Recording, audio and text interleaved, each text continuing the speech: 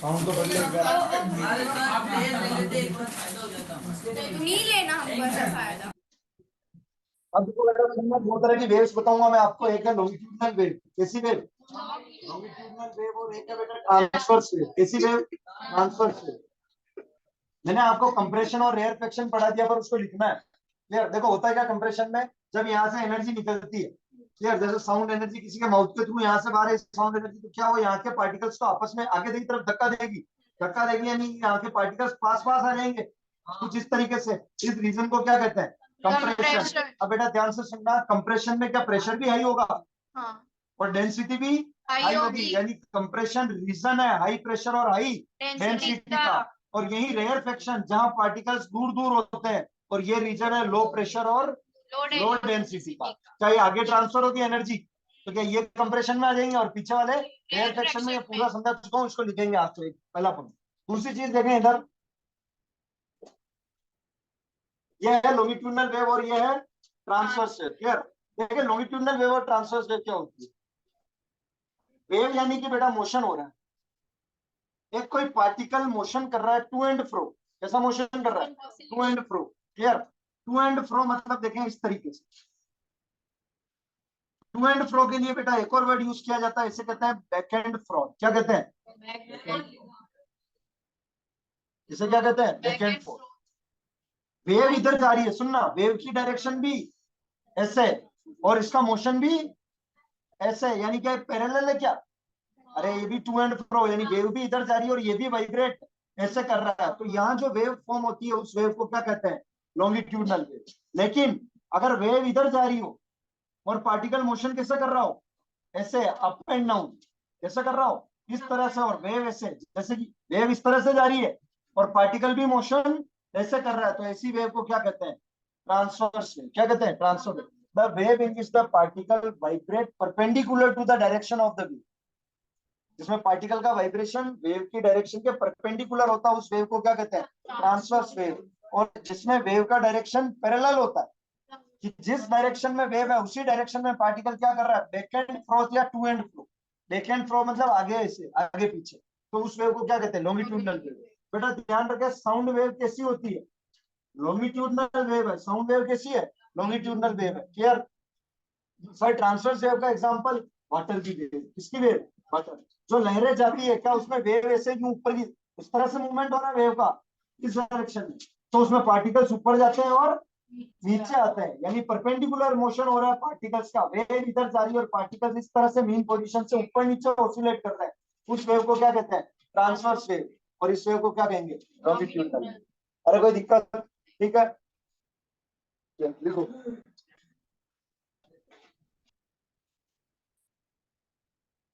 If the particles of medium vibrate और oscillate, क्या एक ही बार होती है क्या? अरे वाइब्रेट और oscillate क्या एक ही बात होती है? हाँ होती है। वाइब्रेट और oscillate यानी मीन पोजीशन से इधर और उधर मूव करना। अब वो इधर भी कर सकता है और ऐसे भी कर सकता है। इधर कर रहा है तो लॉन्गिट्यूडनल वेव, ऐसे कर रहा है तो transverse wave.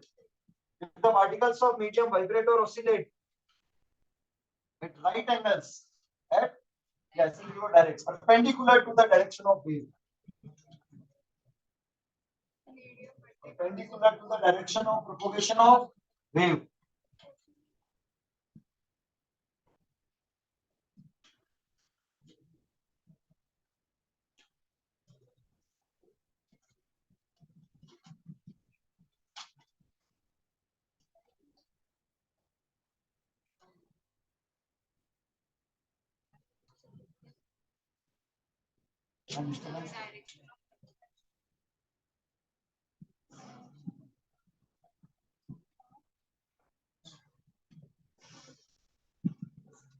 if the particles of medium vibrate or oscillate perpendicular to the direction of propagation of disturbance. Disturbance मतलब वही साउंड एनर्जी इधर जा रही है, और अगर ये वाइब्रेशन ऊपर नीचे हो रहा है तो वो जो वेव बनेगी वो कैसी बनेगी? Transverse wave. कैसी बनेगी बेटा? Transfer wave. जैसे एग्जांपल वाटर वेव्स। अरे कोई दिक्कत बेटा? सुनना, यहाँ से एक वर्ड आता है जिसका नाम है बेटा स्लिंकी। क्या नाम है? स्लिंकी। देखो स्लिंकी होती क्या है एक्चुअली? स्लिंकी मतलब कि एक ऐसी स्प्रिंग जो इजीली स्ट्रेच हो जाए और उसको मूव कर सके, उस स्प्रिंग के लिए क्या वर्ड यूज करते हैं? स्लिंकी। स्प्रिंग को मैं दो तरह से मूव करा सकता हूँ, एक तो ऐसे कंप्रेस और ऐसे करके, और एक उसको, अगर लंबी स्प्रिंग है तो इस तरह से। तो इस तरह से जब मैं उसको मूव कराता हूँ ऐसे, जैसे आप रस्सी पकड़ के ऐसे ऐसे कर रहे हैं, ये ना वो एक्सरसाइज होती है वो। तो रस्सी पकड़ के जब ऐसे कर रहे हैं तो उसमें जो पार्टिकल्स है, क्या उनका वाइब्रेशन परपेंडिकुलर हो रहा है वेव के, तो वो वेव कैसी बनेगी? Transverse wave. कैसी बनेगी? Transverse wave. सेकंड एग्जांपल लिखेंगे इसमें, waves formed in a slinky when moved up and down. When moved up and down.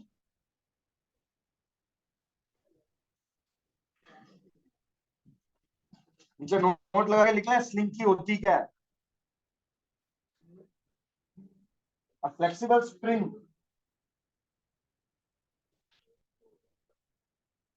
which can be compressed. A flexible spring which can be compressed or extended easily is called as slinky. Is called as. इसको structure of atom पढ़ना, रुक जाना प्रभु second page में। हाँ शुरू से। हाँ तो टेस्ट ले लो जो फंसी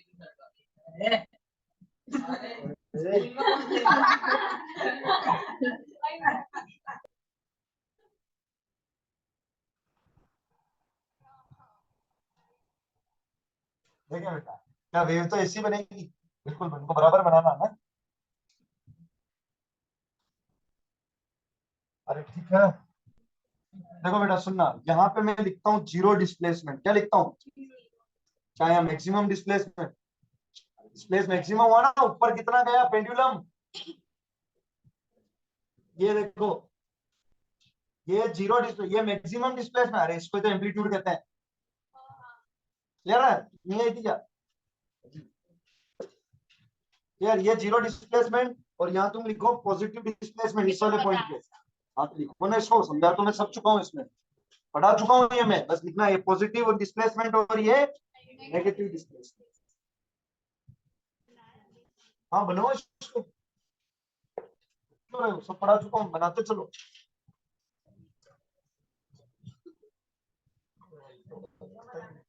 हाँ देखो बेटा, इनको नाम देना ए बी सी, और एक और बना ले आगे डी, और इसमें कुछ डेफिनेशन लिखेंगे अब हम।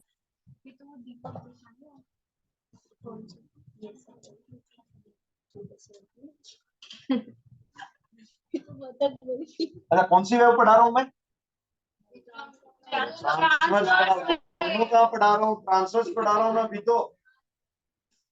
अभी तो देखो ना, ऊपर नीचे चल रहा है ना वाइब्रेशन। दोनों बनाना। हाँ दोनों बनाने हैं बेटे। दोनों। अरे दोनों बनाने हैं।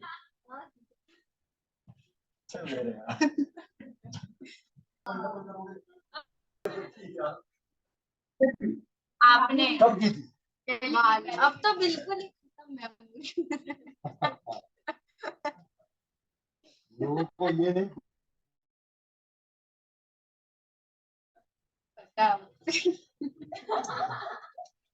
मतलब समझ में आ गया? टू एंड फ्रो, ये ना आगे पीछे का मूवमेंट होगा तो वेव कौन सी जनरेट होगी बेटा? लॉन्गिट्यूडनल। रफ्तार से लिखें इसमें, a wave in which particles of medium oscillate or vibrate. The wave in which particles of medium oscillate or vibrate to and fro. और ब्रैकेट में लिख दो बेटा बैक एंड फोर्थ। ब्रैकेट में क्या लिख दो? Back and fourth. ऐसा आगे पीछे अगर मोशन करते हैं, कौन से डायरेक्शन में? परपेंडिकुलर डायरेक्शन में या सेम डायरेक्शन में? सेम डायरेक्शन में लॉन्गिट्यूडनल बढ़ रहे हैं, in the same direction of disturbances, in the same direction of wave, in the same direction in which wave is, the same direction of wave. is called as longitudinal wave, is called as longitudinal wave. तो बेटा sound wave कैसी है? Longitude. अरे बोला तो particle आगे धक्का देके पीछे आ रहा है, यानी वेव भी ऐसे जा रही है। वाइब्रेशन भी कैसा, ये समझाया था मैंने पूरा टॉपिक। साउंड से एनर्जी निकली, पार्टिकल से टकराई, पार्टिकल आगे वाले के पास गया, इससे टकराया, वापस कहाँ गया? पीछे। तो ये वाइब्रेशन पार्टिकल के ऐसे हो रहे हैं, तो इसी वेव को क्या कहेंगे? Longitudinal wave. देखें, wave in which particles of medium oscillate और वाइब्रेट टू एंड फ्रो, मतलब बैक एंड फोर्थ। हिंदी में लिख लेना, जिसको नहीं समझ में आता आगे पीछे, और ट्रांसवर्स में लिख लेना ऊपर नीचे। ट्रांसवर्स में क्या लिख लेना? ऊपर नीचे। और इसमें पार्टिकल्स वाइब्रेट कर रहे हैं आगे पीछे। अब देखना, कोई ऐसे ऊपर नीचे मतलब ऐसे नहीं कि सर वेव ऐसे जा रही है, परपेंडिकुलर ऐसे। वेव की डायरेक्शन के परपेंडिकुलर। परपेंडिकुलर अगर वाइब्रेशन होगा तो कौन सी वेव? हाँ बता। परपेंडिकुलर वाइब्रेशन होगा तो कौन सी वेव? परपेंडिकुलर वाइब्रेशन होंगे तो कौन सी?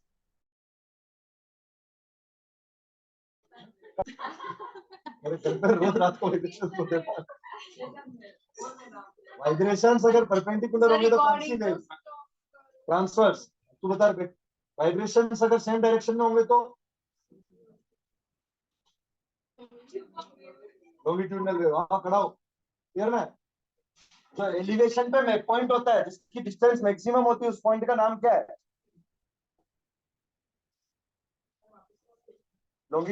ट्रांसवर्स वेव में एलिवेशन पे जो पॉइंट होता है, जिसकी डिस्टेंस मीन पोजीशन से मैक्सिमम होती है, उस पॉइंट का नाम क्या है? सर नहीं है उसका नाम। हाँ बता बता। क्रेस्ट। क्रेस्ट में नमूने बेटे,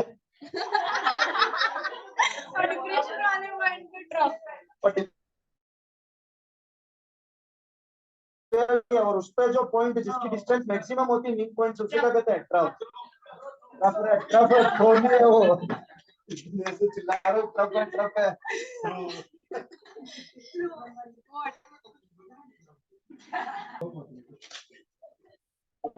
तो पढ़ा ही रहा हूं मैं, कुछ भी नहीं लिखवा। एग्जाम्पल बेटा कैसे? Sound wave. अच्छा सुनना, स्लिंग की पढ़ लिया हमने, मोशन करो तो कौन सी वेव प्रोड्यूस होगी? ट्रांसवर्स। ऊपर नीचे मोशन करा रहा हूँ मैं, स्लिंग की मतलब स्प्रिंग को ऊपर नीचे मोशन करा रहा हूँ। अच्छा सुनना, देखो एक याद रखो, दूसरी अपने आप याद हो जाएगी। लॉन्गिट्यूडनल मतलब लंबाई में, लेंथ में, यानी पार्टिकल्स कैसे वाइब्रेट करेंगे? ऐसे। तो ट्रांसवर्स में कैसे करेंगे? एक याद रखो, लॉन्गिट्यूडनल से ऐसे लंबाई याद रखो, लेंथ में। लॉन्गिट्यूडनल में पार्टिकल्स वाइब्रेट ऐसे करते हैं, ठीक है? ऐसे कैमरे में दिखा देता हूँ, ऐसे भैया। तो ट्रांसवर्स में कैसे करेंगे? ऐसे। अरे कोई दिक्कत? Example sound wave. दूसरा लिखे बेटा इसमें, को क्या करूंगा? हाँ बोल बेटा। तो ये समझ नहीं आया? ये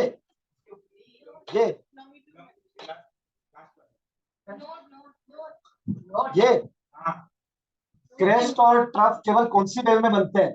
ट्रांसवर्स वेव। लॉन्गिट्यूडनल वेव में मत बना देना। Clear? Crest and troughs are formed when a transverse wave travels through a medium. किसी मीडियम में अगर ट्रांसवर्स हो, ट्रांसवर्स वेव मतलब particles are vibrating perpendicular to the direction of wave. Particles are vibrating, wave ऐसे जा रही है और पार्टिकल्स ऐसे वाइब्रेट कर रहे हैं। तो वेव कौन सी? Transverse wave. इसकी वेव जब मैं यहाँ बनाऊंगा तो क्या ऐसी बनेगी? एलिवेशन का वो पॉइंट जिसकी मीन पोजीशन से मैक्सिमम डिस्टेंस, वो क्रेस्ट, और ये ट्रफ। तो ये क्रेस्ट और ट्रफ केवल और केवल कौन सी वेव में बनते हैं? ट्रांसवर्स वेव में। किसमें बनते हैं? Transverse wave. अरे पल्ले पड़ रहा है। हाँ साउंड कहते हैं बेटा इसको, शराबा हो जाएगा, इसको समझते चले। शराबा, कौन शराबा? अच्छा अगर स्प्रिंग को मैं कंप्रेस करता हूं तो वेव कौन सी डेवलप होगी? लॉन्गिट्यूडनल या ट्रांसवर्स? लॉन्गिट्यूडनल। ऐसे ऐसे करता हूं तो ट्रांसवर्स। उसको ऐसे धक्का दे रहा हूं, उसको धक्का दे रहा हूं, ऐसा जब मैं उसको वाइब्रेट, बेटा कभी भी उसको हॉरिजॉन्टल मान के चलो। ये मेरे पास स्प्रिंग है, मैंने उसको ऐसे कंप्रेस किया और रिलीज किया, तो क्या पार्टिकल्स इधर गए और इधर आए? समझ में है ना? और वेव भी क्या इधर गई थी, कंप्रेस किया और पार्टिकल्स, तो वेव भी इधर जा रही है, पार्टिकल्स भी ऐसे कर रहे हैं, यानी वेव कैसी है। लेकिन अगर मैं स्प्रिंग को इस तरह से यूं करता हूं, तो क्या इसमें पार्टिकल्स ऐसे मूव कर रहे हैं और वेव भी ऐसे डेवलप होगी? तो ये कैसी ट्रांसफर? तो स्प्रिंग का कंप्रेशन में जो वेव बनती है वो कौन सी वेव है बेटा? Longitudinal waves. Waves produced in safety by compressing and releasing it, by compressing and releasing by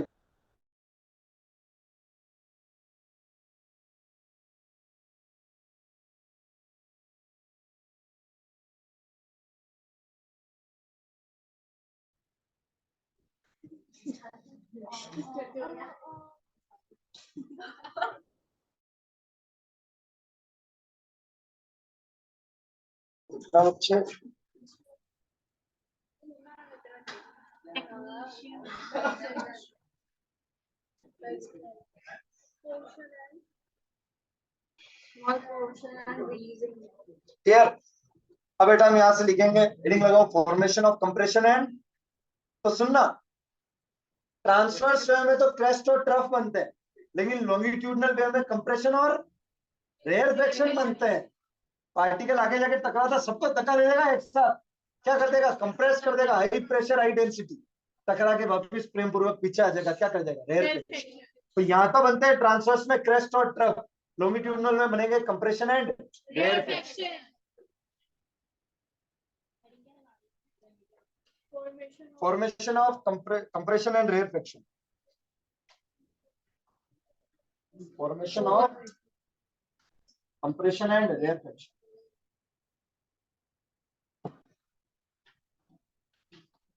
एक सेकंड में वेव जितना ऑसिलेट करती है उसे क्या कहते हैं? फ्रीक्वेंसी। अरे number of oscillations in 1 second, उसे क्या कहते हैं? Frequency. Clear?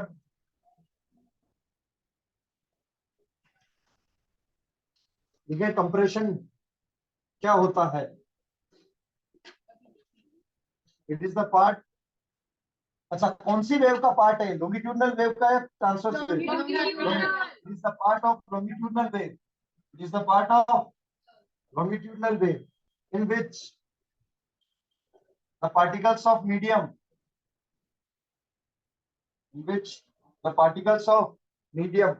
are closer or far होंगे या closer होंगे? Closer होंगे, compression हो रहा है, are closer to one another, are closer to one another as they are normally.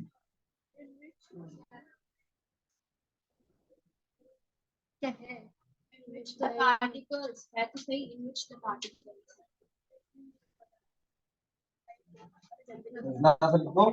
अगला पॉइंट लिखो इसमें, this region pressure and density is, क्या मैं कह सकता हूँ? It is the region of high density and high pressure.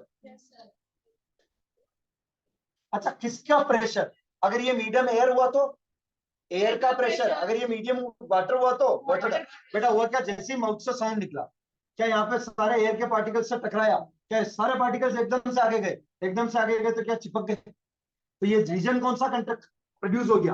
Compression. क्या यहाँ पे एयर का प्रेशर ज्यादा? क्या यहाँ पे डेंसिटी ज्यादा? क्योंकि सब एक जगह आ गए ना, तो यहाँ प्रेशर ज्यादा है और डेंसिटी ज्यादा है। बेटा जब बोलते हैं तो आप फील करेंगे एयर का प्रेशर यहाँ ज्यादा है।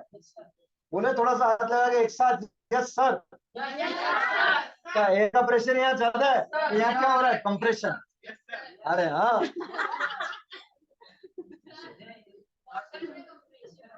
बिल्कुल। वेव अगर कौन सी है? लॉन्गिट्यूडनल। कंप्रेशन, वर्टिकल पार्टिकल आगे जाएंगे, टकराएंगे, एक जगह इकट्ठे हो जाएंगे, तो वहां वाटर का प्रेशर भी ज्यादा और वाटर की डेंसिटी भी ज्यादा।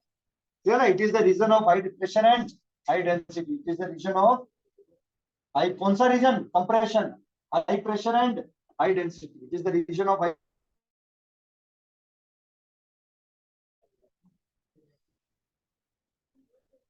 अगला लिखे बेटा rarefaction.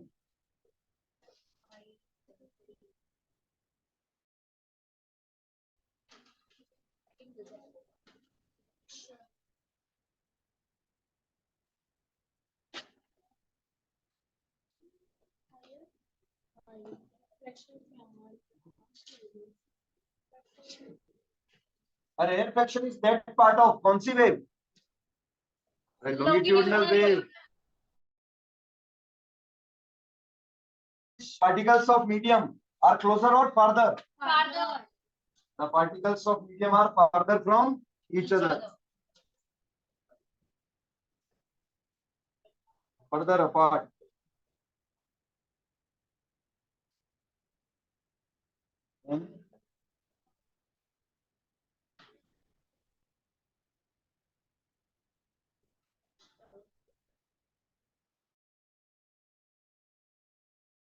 Then they are normally. जितना नॉर्मली वो पास में होते हैं उससे ज्यादा पास में आ जाते हैं, और जितना नॉर्मली वो दूर होते हैं उससे ज्यादा दूर हो जाते हैं. उस रीजन को क्या कहेंगे? रेयरफेक्शन. क्या कहेंगे? Rarefaction. And obviously it is the region of low pressure and low density. It is the region of low pressure and low density.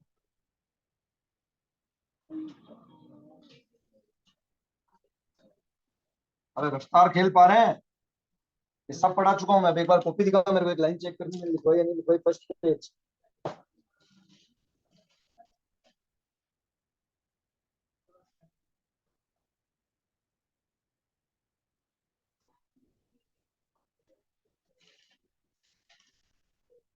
ठीक है,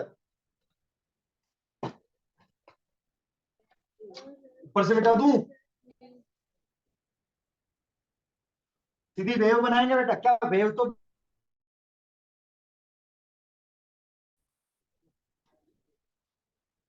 ठीक है, कोई दिक्कत?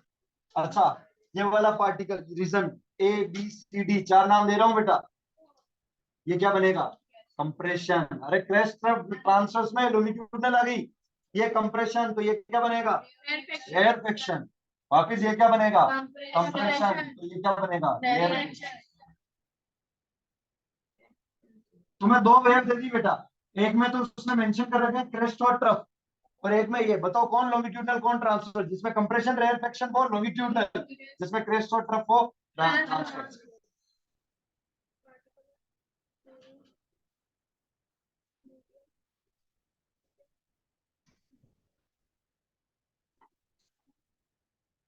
इसको लिखो फिर समझाता हूँ इसमें.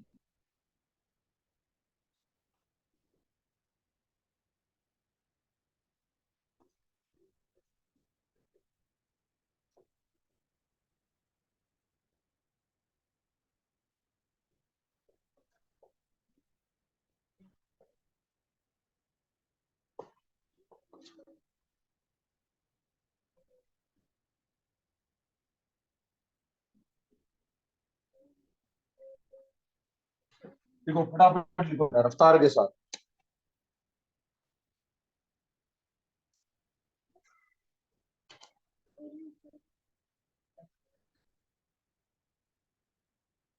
Let's have a tea break.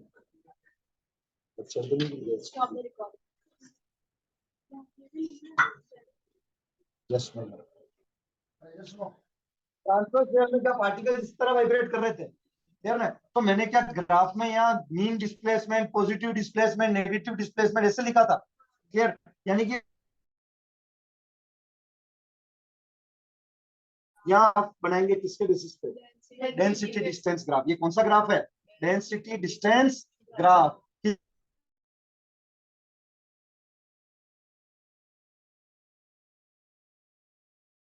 फिर वापिस